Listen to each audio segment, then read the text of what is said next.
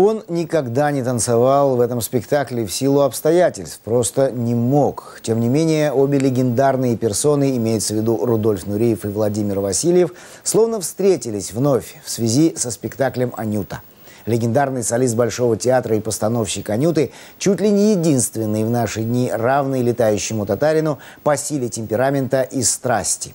«Анюта» же на сегодня единственный балет, точно и деликатно рисующий настроение чеховской России и имеющий подлинную, настоящую популярность. Все подробности у Дмитрия Пивоварова.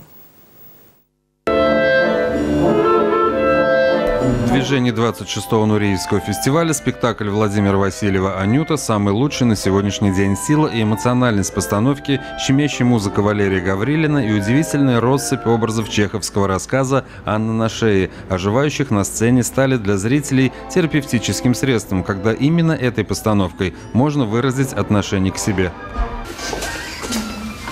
Владимир Васильев приезжал на восстановленную «Анюту» в Казань в 2011 году и на 26-й Нуреевский фестиваль. Балет сегодня можно смело назвать социальным явлением. Его ждут, спорят, смотрят и делают выводы. А сказать есть о чем. Прошло огромное количество уже лет со дня первого выступления, а сейчас она просто востребована настолько везде. Я не знаю, она у нас, по-моему, в 10 городах.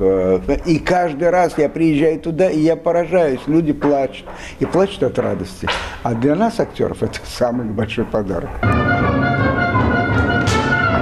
«Анюта» — это визитная карточка многих музыкальных театров России. За границей же любят щемящие нотки знаковых тем, гротеск, лирику и типажи, очень четко прописанные артистами Казани и не только.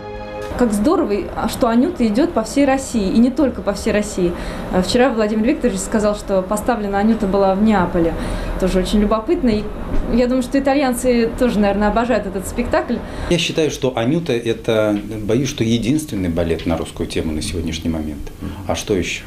«Конек-горбунок», который нигде так особо не идет. И «Анюта». Все, больше балетов в России нет. Это словно рентген самого себя, когда ощущения от своего представления о жизни совпадают с режиссерским предложением вкупе с проработкой образа. Это действует вдвойне. Артынов – это аристократ, любящий себя мужчина, который обожает женщины. Он очень состоятельный. То есть всегда повышенное внимание идет к нему. Когда отношения у людей настолько уже на такой высоте находятся, когда им даже уже больно смотреть в глаза друг другу, потому что они любят друг друга, им хочется быть вместе, но судьба их разводит.